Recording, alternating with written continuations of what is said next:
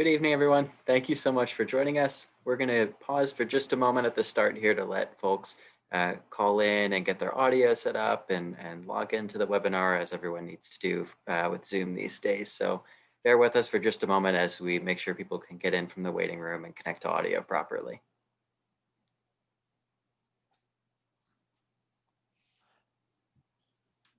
I see we have people coming from, or calling in, I suppose, from all over the country, and that's always exciting to see people from lots of different places and states tuning in to say hi tonight. I think we can probably go ahead and get started. My name's Jake Dietrich. I work in the Office of Admissions here. I'm joined by my colleague, Dean Denny Nicholson, and we're here to conduct a information session tonight on our application process and help provide some insight into our holistic review process and what that looks like across the board. So the session's goal is to help you navigate the Syracuse application process and answer any questions you might have about how things are done here. So at the bottom of your screen, you'll see a Q&A function, which feel free to submit questions through to us via that function throughout the presentation. And towards the end, we're going to address some of the more common themes and make sure that we highlight a lot of those big questions that you put into the chat throughout. If what we'll do is we'll actually follow up with you this week to provide some more specific information, particularly if you're asking a really personalized or individual question about yourself. We find it's best to correspond by email, and we'll be in touch with you that way as soon as possible. I'd also recommend that you visit our frequently asked questions website, which is home to all of our useful informations and bits about the application process for you to check out there. So we'll begin with an overview of the application process, followed by some advice on the committee, and wrap up with a Q&A. In the meantime, feel free to send any questions you have through the chat function at the bottom. And Denny, I will now turn things over to you.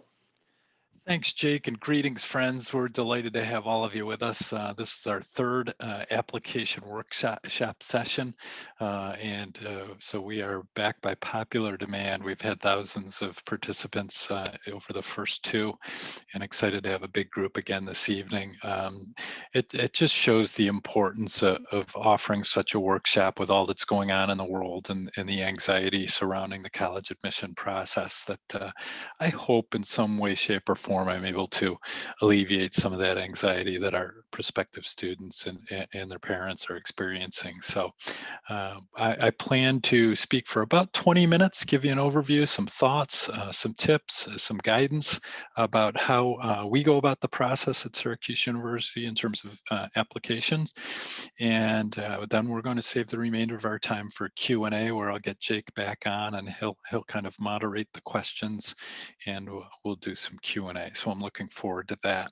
I'd be remiss not to thank both Jake, who helps organize these events and does a fabulous job in doing so, and also our colleague Mike McGrath, who's behind the scenes helping to get the questions set up for us as those come into the queue. Mike will also be typing some things into the chat throughout. If there's a topic that comes up that needs additional information, I'll ask Mike to type that into the chat for you.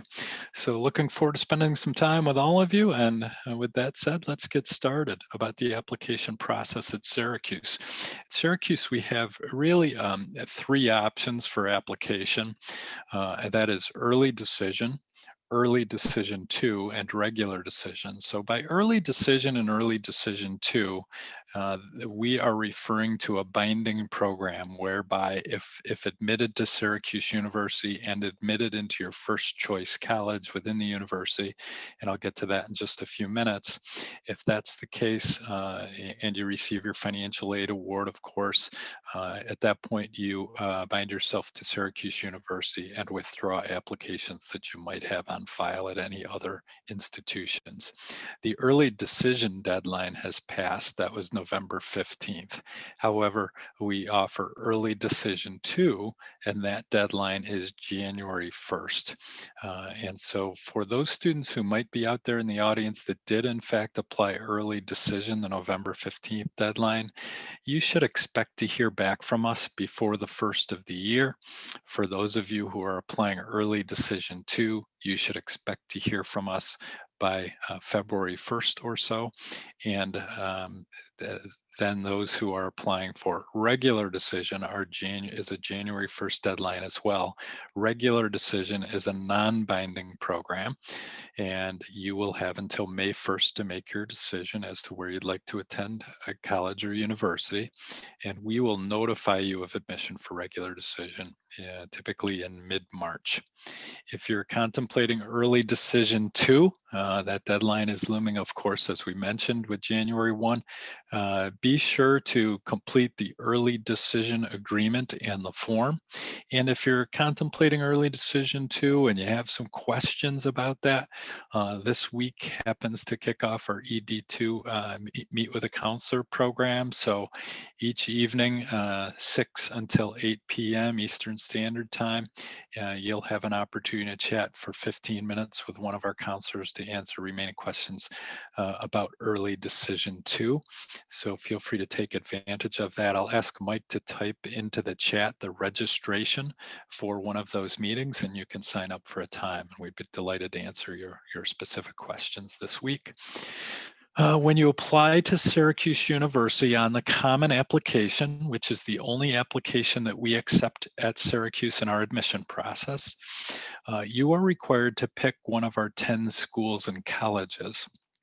So I'm going to walk you through a few examples of how things work at Syracuse. You'll be met with a question on the Common Application that will ask you which school, or first of all, are you applying for single enrollment or dual enrollment? So let's give you a single enrollment option, and then I'll give you an example also of dual enrollment. So for single enrollment, for the sake of this example, let's assume you're interested in biology.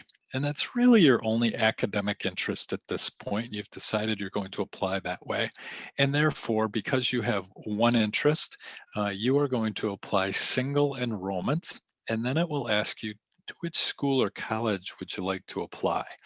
And there will be a drop down with our 10 schools and colleges, and you will select one. In this case, because you're interested in biology, biology is housed within the College of Arts and Sciences. So you would be applying to the College of Arts and Sciences, and then it asks you what is your major of interest. And at that point, you would select biology. Okay, so that's single enrollment.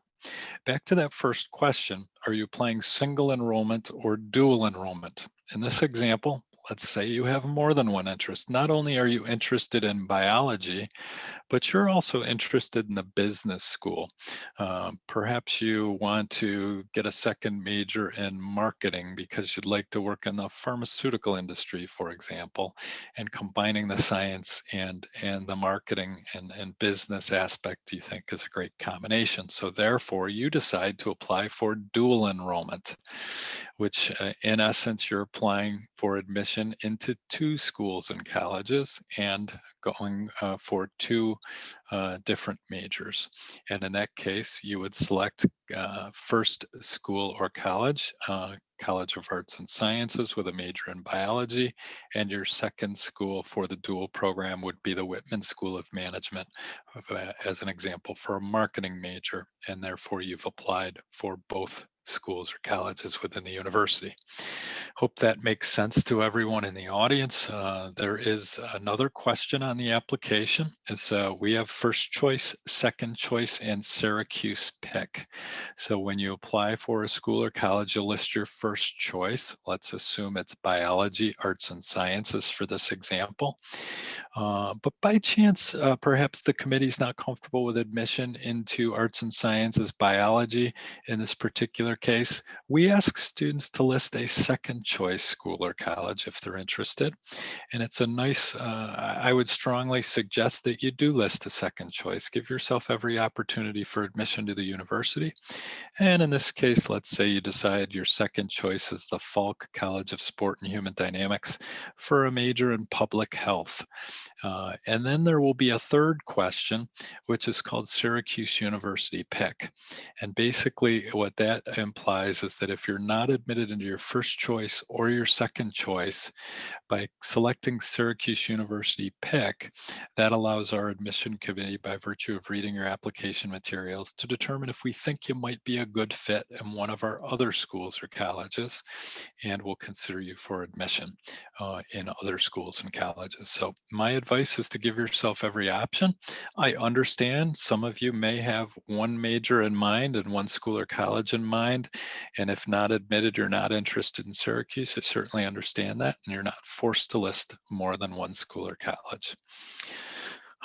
Once you've applied to Syracuse University, you will receive an email about setting up your MySlice portal. And that's an account where you can track your application for admission. Ultimately, we email you and direct you to the MySlice portal for your notification of admission. So really important after you've applied to Syracuse to set up those MySlice portals. In terms of the application checklist, number one, I mentioned we only accept the common application, so you should be completing the common application. Other requirements, so we require an official high school transcript and a counselor evaluation. So your school counselor will submit an evaluation on your behalf. 2 academic letters of recommendation. We want teacher recommendations here, and I'll get back to that in just a moment. And then for some schools and colleges at Syracuse, just be sure in your MySlice portal to check for additional requirements, such as our School of Architecture. They require portfolios, and then the College of Visual and Performing Arts, where either auditions or portfolios are required depending upon the program you might be applying for. So be sure to check for those additional requirements. And for the first time this year, Syracuse University is test optional. So you are not required to submit an SAT or an ACT. That's a personal choice. We realize many of you haven't had the opportunity with all the cancellations. You haven't had a chance to take the test. So you will be asked on the application if you'd like us to consider your test scores. If you change your mind from the point in which you fill out the application and indicate, for example, yes, I want my test scores considered, maybe you change your mind at some point in the next several weeks. We are allowing you to send us an email to change your mind and reverse that choice by emailing us. For early decision, we would need to hear within the next, for early decision 2, rather, for early decision, it's too late. For early decision 2, we would need to hear from you within the next few weeks. And for regular decision, we need to hear from you by February 1. Back to the recommendation letters, we need 2 academic letters. So these are your teachers. We get a lot of questions about who should I ask as a student to submit letters of recommendation on my behalf. And frankly, any teachers that you've had are suitable.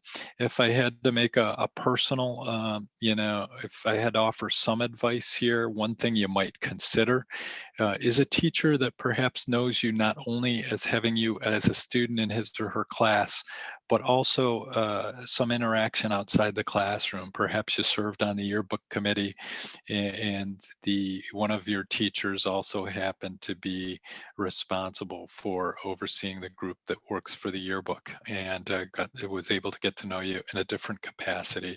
Oftentimes there are teachers who also coach or teachers who are involved in the music program and the theater program, and they see you outside the classroom. Those are all wonderful choices.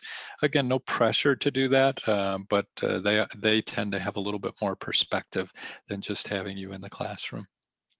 In terms of the application essay, some of the obvious information that's sometimes overlooked, surprisingly, is to answer the prompt. So on the common application, you're met with 7 essay questions, and you have to choose one.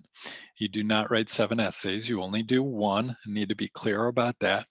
All 7 of these essay options do in fact allow students an opportunity to share a little bit more about themselves. So that's the intention. The intention is for students to share more information about themselves with an admission committee. So be sure to clearly answer the question for the prompt that you, please be clear to answer the question that you've decided on. And be very thorough, concise. It's 600 words or less. So it cuts off at 600 words. So it forces you to be somewhat brief. The next bullet point is so important and really overlooked in too many instances. And this is important to us. And that is to proofread. Okay, I don't think it's the best advice for a student to be in their bedroom filling out a common application, typing up their essay, filling out the remainder of the application, and pressing submit. I would suggest perhaps you draft an essay question or an essay response. I would suggest you begin the application itself and answering some of those basic questions. Take a pause from everything, take a day or two, go back to it, proofread, edit your essay. Feel free to have another set of eyes take a look at it for editing purposes. But we do want it to be your authentic work, and that's important. But we want good grammar, good spelling, things of that nature, creativity. And of course, talk about yourself. That's what this is designed for. So we read that essay and we feel like we know you a little bit better as a result. There's also on the supplemental question, the supplemental aspect of the application process for Syracuse University, we have a very specific question for Syracuse, and you can see that here on the screen. There are two aspects to that. It's a two-part question. I just want to be real clear with everyone in the audience tonight.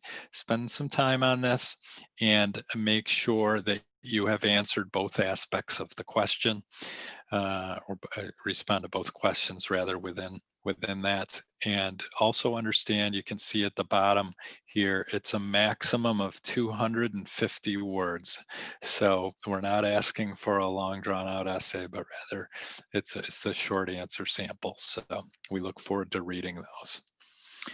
There's a new addition to the Common Application this year in lieu of COVID-19, and this gives students a chance to write about the impact COVID has had on their particular circumstances. You are not required, and I need to be very clear about that, you are not required to complete this essay, but if you think there's something our committee should know about you based upon COVID and its impacts on you personally, this is your chance to share. So please take advantage of that if you would like. We realize that many of you had great plans this past spring of your junior year when COVID struck, and some of you were going to be in your school musicals in the spring, and others were going to play sports and various other things within your communities, and service trips all over the world for some of you. And they were canceled, and that had an impact. And then you were planning to work this summer and you had a job all lined up, and of course most businesses shut down, so you didn't have that opportunity. And so you're welcome to include some of that information in these essays, but again, no obligation to do so. In terms of academics and community involvement, let's highlight a few things. Back to the SATs, this is the question you see on the left-hand side. Yes, I would like my SAT or ACT scores to be considered, or no, I would not. And that is your choice. And you will be treated the same in our process, regardless of that choice. And again, you do have an opportunity to change your mind and let us know very soon if you have decided to change your mind. Some of you may have already submitted your application, perhaps said yes, and now you'd like to change and not have those considered, or vice versa. Please contact us. There is no GPA minimum or minimum SAT, so to speak, at Syracuse, but it's often helpful for students to understand, what are the mean scores? Am I within range here? In terms of Syracuse and the selection process. So Our average GPA is typically has been over the last several years about a 3.67 on a 4.0 scale, and the average SAT hovers around 1280 and the ACT 28. And those are both super scored. And what that means is if a student happens to take the SAT more than once, we will mix and match from different test dates to get your highest score. We will do the same with the 4 subsets from the ACT should a student take the ACT more than once. In terms of your educational background, we realize every school is different. So when you apply to Syracuse University, your high school submits a school profile. So your school counselor is going to submit your letters of recommendation, your high school transcript, as well as a copy of the school profile. And that gives additional context about your particular school. If you're not familiar with your school profile, it's probably right on your high school website. And it's kind of a snapshot of your school for the use of college admission offices. So some things that would be on there would include your grading scale. Is it weighted or unweighted? If it's weighted, how is it weighted? And it explains all of that. Is it a 4.0 scale, a 5.0 scale, a 100 scale? What percent of your recent graduating class went on to 4-year schools, 2-year schools, employment, military?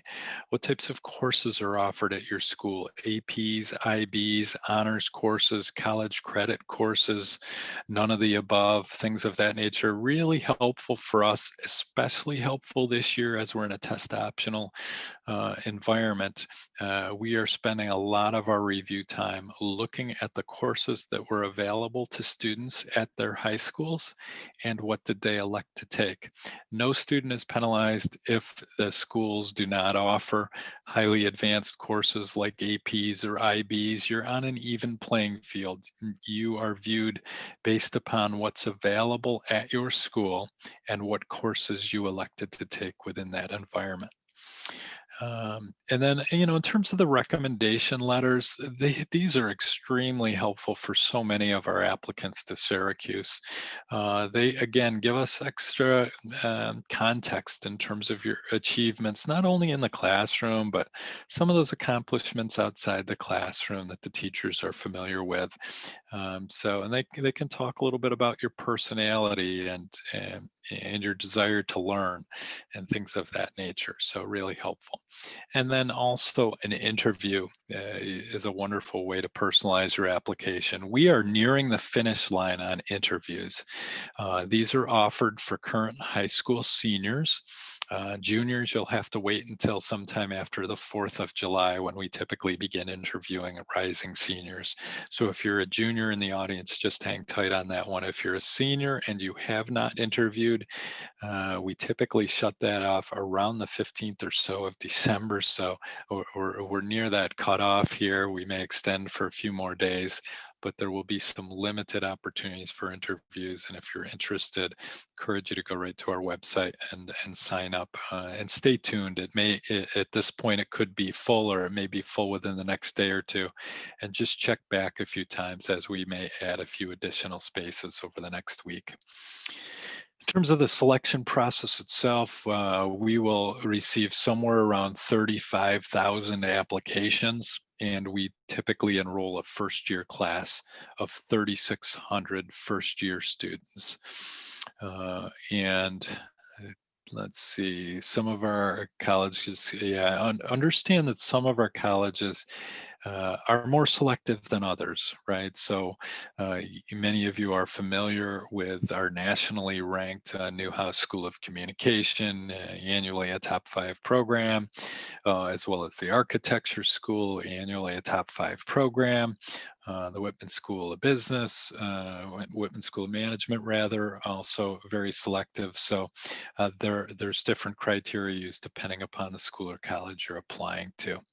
So, and then in terms of community involvement, We're going to be assessing other qualities as it's a holistic review process at Syracuse. We're looking at the courses you've taken, how you've performed in those courses, your recommendations from your counselor and your teachers, or also the writing samples, etc. But we're also really interested in your accomplishments, your involvement in your community, etc. So, we're looking at your leadership skills. We're looking at the sustainability of the clubs and organizations that you've been involved with. Were you involved in 20 clubs and organizations for 1 hour each year and never more than that, and you didn't sustain those activities? Or were you involved in 3 or 4 activities where you designated 4 and 5 hours throughout the course of the academic year to those clubs and organizations and activities? That may mean more. So it's really highlighting quality versus quantity. Don't feel as though you need a 6-page resume for colleges. That's not necessarily the case. So it's really how much time and effort did you put into those, and what was your role within those? We're looking for leadership skills, of course. That's important to us. Did you take on any leadership? But that doesn't mean if you don't have extensive leadership, you're not a great candidate for Syracuse. The world is in need and full of great followership, and that's a wonderful concept that's important to us as well. Were you a great teammate, whether it be in a club or organization? Perhaps you're not president of the class, but you're a valuable member in student government. And so there's an element of followership there as well, but that's often overlooked. And I want to emphasize how important that is to us at Syracuse University. And we're looking at your community involvement as well. So both your high school involvement in clubs and organizations, but also throughout your community. Have you volunteered? We have Boy Scouts and Girl Scouts and other external organizations where students are involved. So we're excited to learn more about those aspects of you as well. So that's a wrap in terms of my comments and a general overview with a few tips about our process. And at this point, I am going to turn it over to Jake and make sure we begin the engagement of the Q&A. Before I do that, there are probably a couple of other topics I'd like to mention because I know it will be a question. So let's address that before it's asked. And that would be related to AP, International Baccalaureate, and college level courses taken in high school. You do not submit those test scores at this point. You wait until you've made your final college choice, and you take care of sending any of those transcripts to us over the course of the summer, assuming you're coming to Syracuse. We do transfer in AP courses, but generally it's a 4 or 5 in order to transfer, but in some subjects it is a 3. And perhaps Mike can type that website into our chat so you can take a look at our AP policy as well as our International Baccalaureate policy, which allows for higher level credit, higher level courses to transfer in, provided you have a 5, 6, or 7 on those higher level exams. And for college courses, if you've taken some college courses while in high school, we typically transfer them in provided you have a C or better in the class. And of course, under the assumption that we offer a similar course at Syracuse University. So that's an important one to address. The other one is demonstrated interest. And I really want to highlight this before we start the Q&A. And that has to do with an example of that is this evening's program. So you all registered for this program and you're on the call this evening, so you're participating in the event. We have tracked that. So we realize you've participated in the event. You've demonstrated interest in Syracuse University as a result. For students who interview, of course, we're tracking. Perhaps you've participated in one of our information sessions about the university or the daily sessions that are offered by each of our 10 schools and colleges where you can learn more about the specific major that you might be interested in. Those are all registration programs, and when you register and participate in the programs, we're tracking those things. So that's important to us, your demonstrated interest. Do not miss misinterpret what I'm saying. You do not have to email us every afternoon and profess your love for Syracuse. That's not exactly what I'm going at here. But really, I think you get the idea, and be engaged with us. Hopefully you have been thus far. Of course you are this evening, and I hope that would continue over the next several months. So I'll finish up there. Jake, I'm going to turn it back to you so you can moderate the Q&A, and I look forward to answering a lot of questions. Thank you, Denny, and thank you for your wonderful insights and comments into the app process tonight. I'm sure it's been really helpful. The first thing I wanted to ask, I know you've mentioned this a little bit earlier, but we've received quite a few comments on it, is just what would the best advice be, in your opinion, for students looking to apply undecided? Sure, thanks, Jake. I think there's a variety of undecided. So when you apply to Syracuse, as I mentioned, you have to select one of the 10 schools and colleges. The majority of them have an undecided option within the school or college. So one example of undecided is, you want to apply for the Whitman School of Management. You're just uncertain which major within management you want. That's one slice of the undecided pool. And in that case, a student can apply to the Whitman School as an undecided student and enter Whitman undecided. You can't do that in all schools or colleges, so you'll notice that in the drop-down menu when you apply. The other slice would be the student who is really uncertain about a college major. Either they have 15 different things going on in their mind, or they truly have no idea what they might want to study. The safest bet for most students in that category would typically be applying to the College of Arts and Sciences or the Maxwell School of Citizenship and Public Affairs as an undecided student, because all students at Syracuse University are required to take some courses within arts and sciences and Maxwell. And so that's probably the safest place to start. Thanks so much. And one thing I know we've talked about pretty extensively tonight are just interviews, but do you have advice for students who are looking to prepare for an interview? What kind of tips or tricks might help them be put in a good position to succeed? Sure. Without spilling all the beans on every question we'll ask, I think students should expect when you're interviewing for college that folks are going to be asking you a little bit about your academic preparedness. What courses have you taken? What are you currently taking?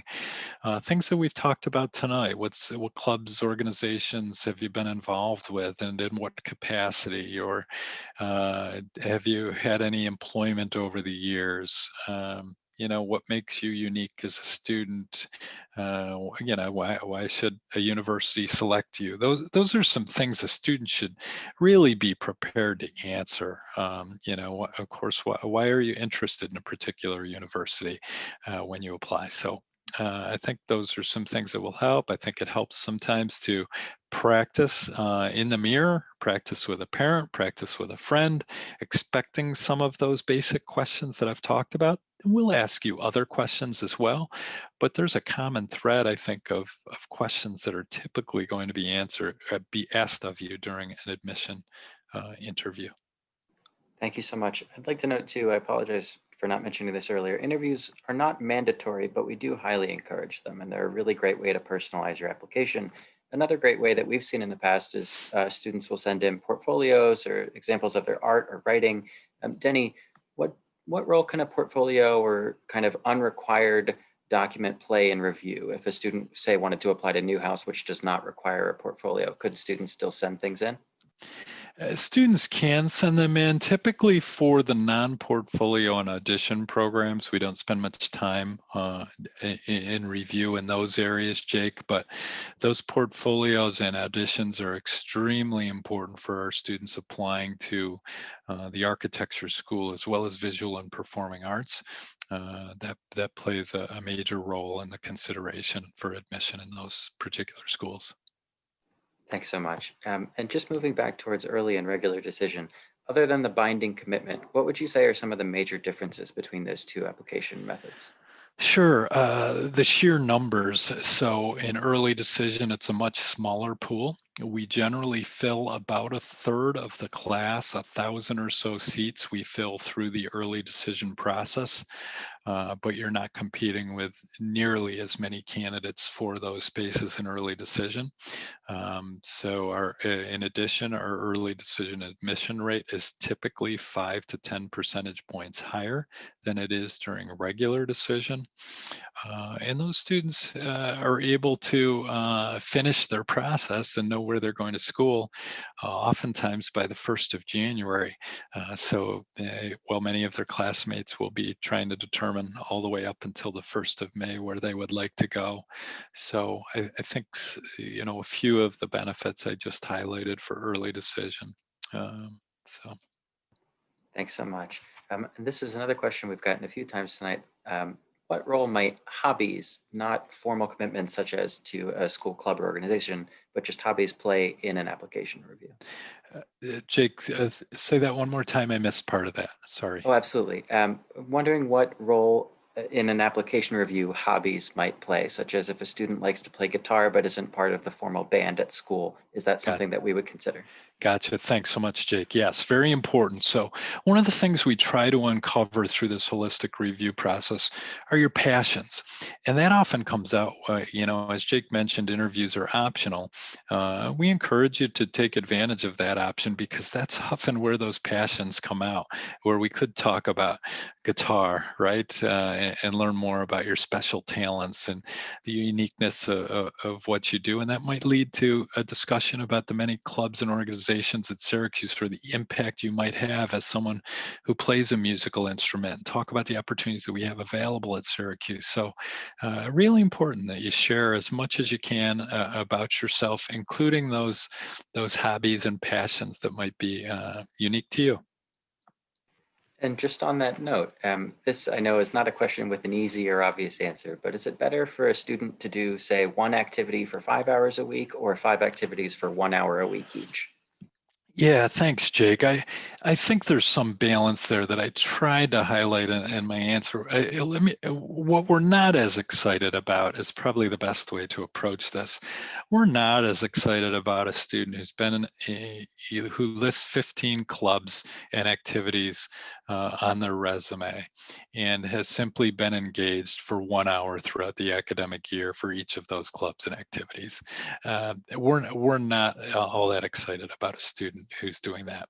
We'd be more excited about a student who has 3 clubs, or in some cases, 1 or 2 clubs, but has designated 5 to 10 hours a week and really having an impact and has sustained that for several years. They've been involved in the club for several years. So I hope that sheds some light on it. Don't feel like you need 20 different clubs and organizations to impress an admission committee. That's not the case at all.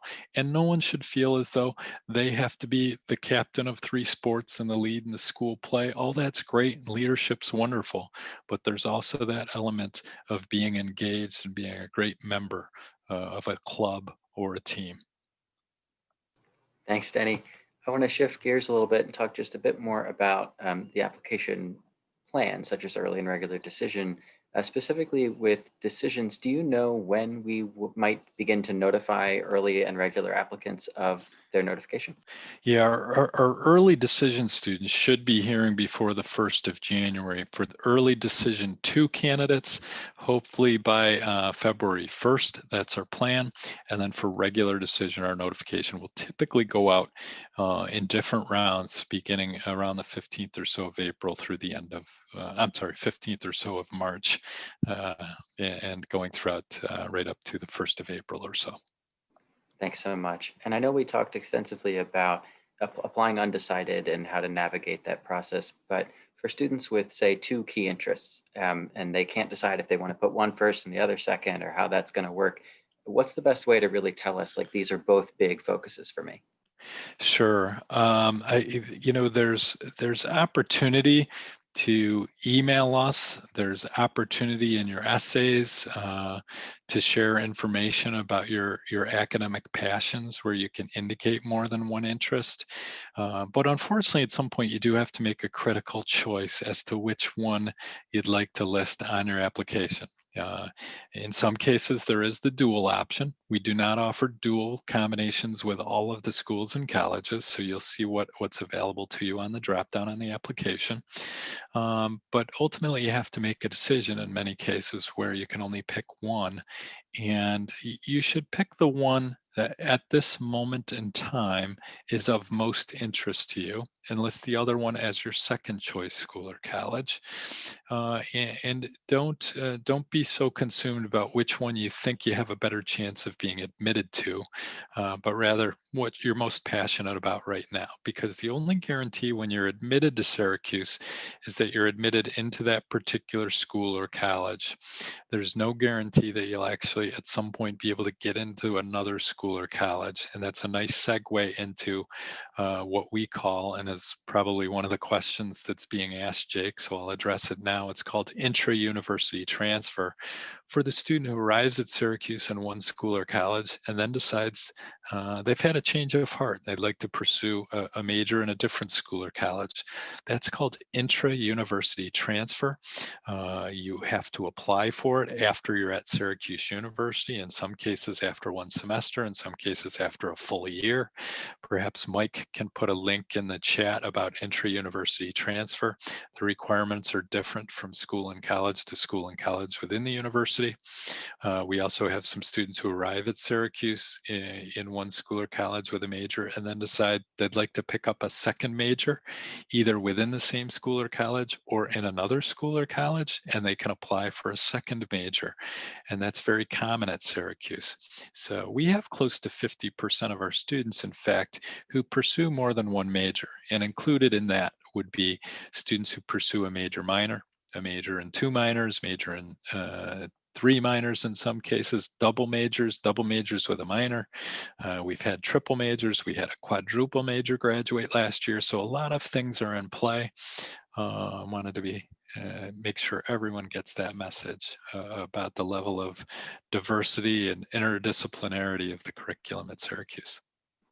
Thanks so much, Jenny. And I want to note, just as I see the comments coming in, all of our programs that we've been discussing, such as interviews and information sessions, are held virtually at this time. We are closed to visitation in any capacity at the moment in accordance with New York State guidelines. Jenny, as we talk about the application process, I see a number of students are interested in joining the Rene Crown Honors Program. Would you have any insight into how that review functions? Yes, so some students will receive in their admission notification encouragement to apply to the honors program this year. So when notification goes out, some students will have in the body of their admission letter, we forwarded your name to the honors program and we encourage you to apply. And then what will happen if you're not the recipient of one of those letters, for example, you're admitted to Syracuse, but you didn't receive that aspect of the letter. The honors program, we send out an email on behalf of the honors program after all decisions go out in mid-March, and we allow an opportunity for students to fill out an honors application at that point with a deadline typically in mid-April. And so the notification goes out about the third week in April from the honors program before the critical May 1st deposit deadline. And students would know if in fact they've been admitted into the program. So a few ways in which students would learn a little bit more about it. The honors program itself, Jake, I just add, the honors program itself is interdisciplinary in nature. There are 4 required courses. So there are not too many courses required. However, students are able to take many more HON prefixed courses throughout their time at Syracuse. So it's not uncommon for an honors student to take upwards of 10 honors classes. And then there is a research project as part of that program in the senior year. There's a service component and other facets of the honors program.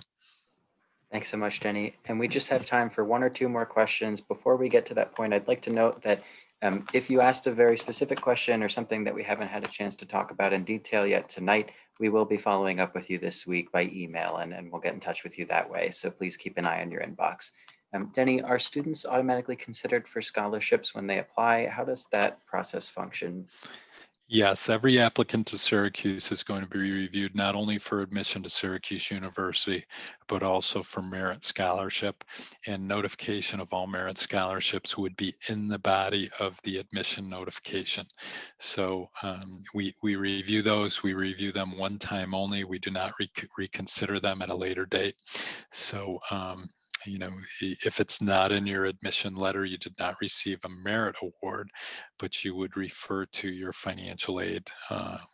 You go to your financial aid website in the MySlice portal to view the full financial aid award, which perhaps would include different types of grants and work study jobs and federal and state dollars, et cetera. Thank you, Denny. And I know this is a big uncertainty with things unsure about where we'll be in the future across the country and across the globe, but what advice would you give to students, for juniors and younger in particular, who are trying to figure out the most responsible or best way to approach taking the SAT or ACT this year? Sure. Of course, if they're going to be allowed to take in the spring, right, ideally a junior will have an opportunity sometime in April, May, perhaps June, to take their very first SAT or ACT. If that's available to you, I encourage you to take it. I encourage students to take an SAT or an ACT more than once if possible. So again, in the fall of the senior year, that's assuming we get back to some sort of normal. And that will then allow you an opportunity to determine if you want to apply to test optional schools, to submit scores, not submit scores, and stay tuned to the colleges and universities with regard to their current policies, right? Some may be doing this for 1 year, the test optional. Some may be doing this for several years. Some may have committed to doing this for a long period of time. So that might be something you research as you're going through the search process. Thank you, Denny. And just on the note of these times and the uncertainty facing us, I know that a lot of students participate in a session like this to be able to learn more, get insight, and hopefully our hope is that we can help you through this and feel more comfortable as you go through your college search process. Denny, what would your personal advice be to students navigating this process to help them get to the end of it and feel good about themselves? Sure, I think an undersold part of this process is getting to know the staff at the universities in which you're applying. So, Mike, I'd ask that you, if you haven't already, I don't have the chat up on the screen, but if you would put up our listing of counselors, where you can meet the counselors who represent Syracuse University in your particular region of the country or the world, and reach out to them and introduce yourself and have a contact at Syracuse University.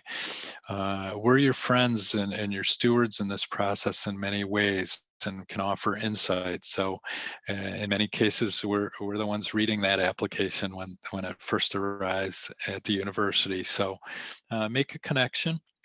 Stay engaged to all of you out there.